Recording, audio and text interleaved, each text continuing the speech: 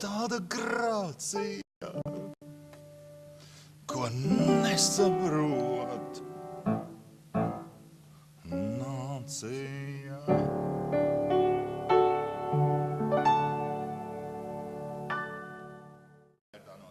Jā, vēlreiz, abas reizes. Es esmu atgriezies, lai strādātu. Es esmu atgriezies, lai strādātu.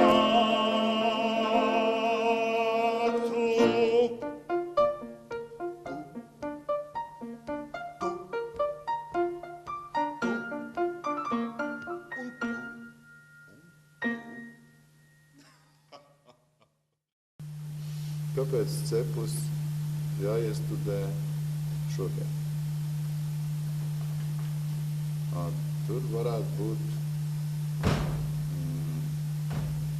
tādi fundamentāli divi iemesli. Viens ir tas, ka mēs jau labu laiku, protams, visi kopā ironizējam par valdības un valsts vadītāju dažādām izdarībām, un ceplis ir viena no tām literārajām vērtībām, kuras sen atpakaļ tieši šo jautājumu ir ārkārtīgi detalizēti fiksējusi. No otras puses, šis brīdis par to, it kā pasmieties, ir tikai tāda maza varbūt, tāda daļa. No otras puses, ļoti svarīgi, kāpēc tad tieši mēs šobrīd par to smejamies.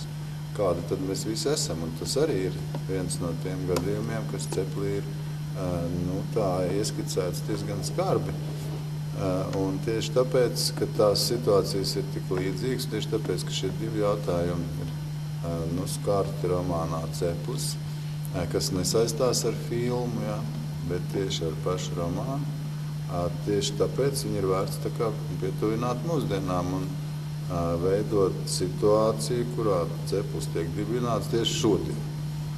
Un pilnīgi dabīgi, ka tad mums ir parādās ļoti daudz uzpazīstams personības, kuras jau ir ieguvušas vairs ne tikai tādu cilvēcisku, bet jau tādu simbolisku nozīmi, jo jebkurš, kas parādās Latvijas politikā vai uzņēmēja darbībā pie tātad apvāršņa, viņš jau ir apzīmogots. Viņš ir apzīmogots ar kaut kādu noteiktu savu to saucamo emblēmu, kas viņš tāds ir. Un pilnīgi dabīgi, ka tādā veidā mēs arī labāk varbūt varam izprast to, kā tad galvā mums šīs pārdomas norisinās. Jo Rozīša viens no interesantākajiem atradumiem, manuprāt, ir šī personāžu raksturu atspoguļojums viņu uzvedībā un arī viņu uzvārdos un atribūtikā, ar ko viņi atrodas kopā. Un tas mums izrādē varētu būt viens no tādiem meklējumiem, kurā atsekt šī brīža mūsu psiholoģisko portretu, izmantojot Rozīšu dotās norādes par to, ka šie puiši visi ir ar skūtām galvām, visi rūpnieki ir ar dīvainiem zvēru uzvārdiem, viņi ir ar atribūtiem, nesā līdz revolvers un dīvaini kārtot darījumus, kuri tātad darījumu un to notikumu kontekstā viņus tā atsec pavisam varbūt no citas puses nekā tikai tas sižets, ko piedzīvo viņa romānā.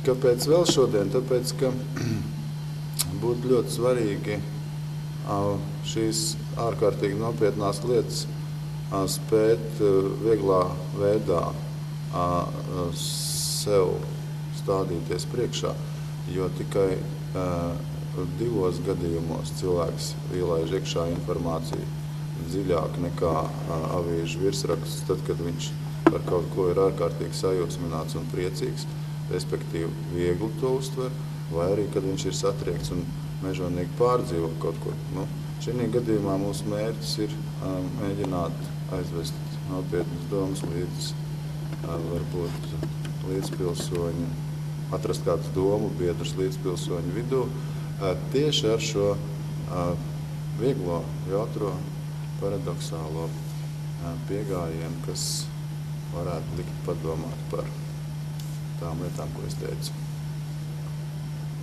Tālāk.